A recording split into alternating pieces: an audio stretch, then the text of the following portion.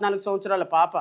ఇంకా ఈమె 11 సంవత్సరాల బాలికని ఈ విధంగా జనసేన నేత చేస్తే, ఈ జనసేన నేతకి, ఇతనికి ఏ విధమైన శిక్ష ఇవ్వబోతుందో అనేది రాష్ట్ర ప్రజలందరూ వెయిట్ చేస్తున్నారు.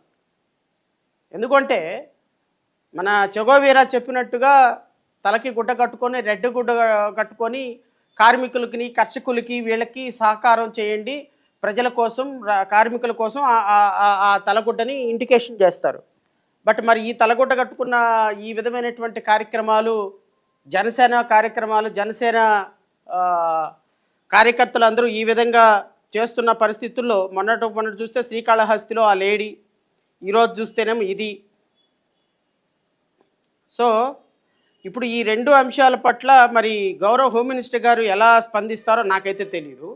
ఇతను ఎప్పుడు ఇతను సూసైడ్ చేసుకుంటున్నారు అనేది ఒకసారి చెప్తే రాష్ట్ర ప్రజలు కూడా కొంచెం మైండ్ ప్రిపేర్ అయి ఉంటుంది. కాబట్టి ఇతను సామాజిక వర్గం కాపు కాబట్టి మాట్లాడరని నేనైతే అనుకుంటున్నా.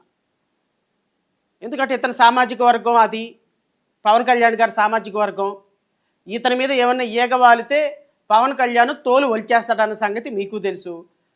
అసలు పవన్ కళ్యాణ్ హోమ్ మినిస్టర్ 2 నిమిషాల్లో తీసేసేయండి, హోమ్ మినిస్టర్లోకి నేను వచ్చేస్తాను, ఆవిడేంటి కాపుల మీద కమ్మల మీద కేసులు కడుతుంది, ఏ పిచ్చాశాలు వేస్తుందా అని చెప్పి 2 నిమిషాల్లో నేను తొలగించేస్తాడని ఒక బాధ.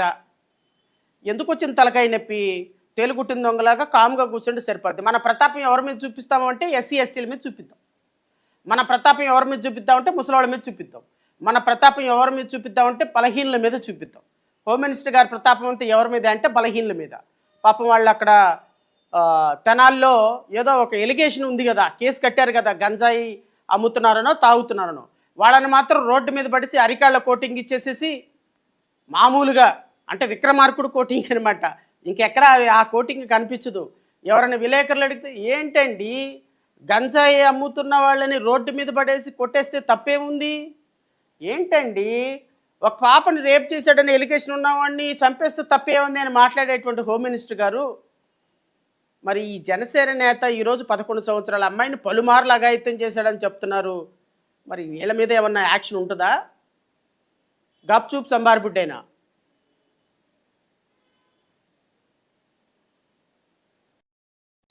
మరి ఏం చెప్తారో సమాధానం రాష్ట్ర ప్రజలకి నాకైతే తెలియదు. ఒకవేళ ఇవి రాసినవన్నీ అబద్ధాలని అన్నా అనొచ్చు మీరు. ఎందుకు? ఈ న్యూస్ మన అధికార పత్రికలో రాలేదు కాబట్టి. ఈ న్యూస్ మన ఈనాడులోనూ ఆంధ్రజ్యోతిలోనూ వచ్చేస్తే అది అద్భుతం, అది అమృతం, అది వాస్తవం, అబ్సల్యూట్లీ నిజాలు నిర్భయంగా రాసేటువంటి పత్రిక. పాపం మరి ఇది సాక్షిలో వచ్చింది కదా, కాబట్టి తూచ్ తూచ్ నో రేప్, తూచ్ తూచ్ నో ఎలిగేషన్.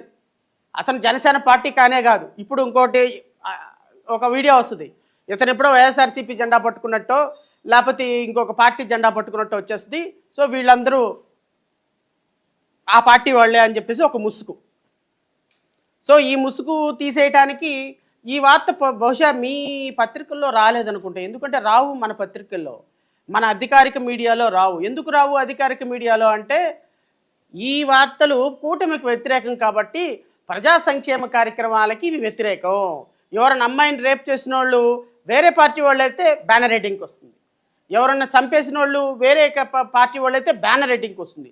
మనకు అవసరం లేదు, మనకు సంబంధం లేని అంశాలు వేరే పత్రికల్లో వస్తే అవి బూతులు కదా.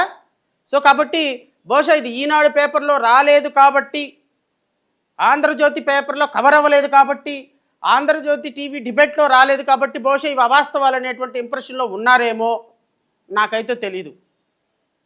నేను మిమ్మల్ని కోరేది ఏంటి అంటే, ఒక 11 సంవత్సరాల బాలికని అఘాయిత్యం చేసి అన్యాయంగా రేప్ చేసినటువంటి ఈ జనసేన కార్యకర్తకి, జనసేన ఫాలోవర్కి, జనసేన నాయకుడికి మీరు రాష్ట్ర ప్రజలు ఏ శిక్ష వైపోతున్నారో రాష్ట్ర ప్రజలకి మీరు స్పష్టంగా సూటిగా చెప్పాలి.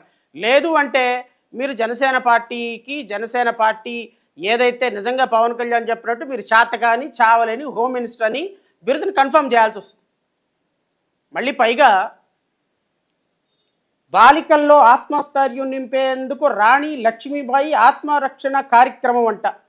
1592 పాఠశాలలో బాలికలకు కరాటే శిక్షణ అంట. 6వ తరగతి నుంచి ఇంటర్ వరకు చదివే విద్యార్థులకు కరాటే శిక్ష అంట. ఏంటిది? ఎవరు చేస్తున్నారు? పాపం కూటమి ప్రభుత్వం చేస్తుంది. ఓ పక్కనేమో పవన్ కళ్యాణ్ గారు, ఇంకొకనేమో ఇంకోళ్ళు, ఇంకొకళ్ళు వీళ్ళు. ఎవరికంటే బాలికల్లో ఆత్మస్థైర్యం నింపేందుకు రాణి లక్ష్మీబాయి ఆత్మరక్షణ పథకం. కరెక్టే. బాలికలకు ఆత్మరక్షణ కావాల్సింది. ఆత్మస్థైర్యం కావాల్సింది.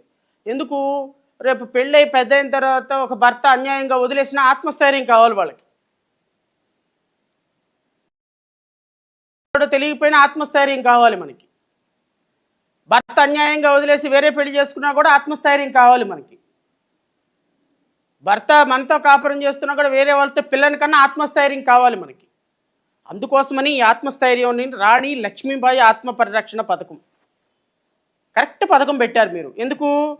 జనసేన కార్యకర్తలు ఈ విధంగా రోడ్ల మీద పడి ఆడపిల్లలను రేపు చేస్తుంటే మరి వాళ్ళని రక్షించుకోవాలి కదా. ఏం చేయాలి? ఆత్మ పరిరక్షణ పథకం కావాల్సిందే ఖచ్చితంగా. ఇప్పుడు it is required now.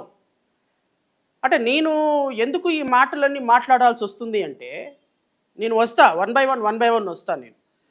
Janasena party అధినేత పవన్ కళ్యాణ్ గారిని టార్గెట్ చేయటం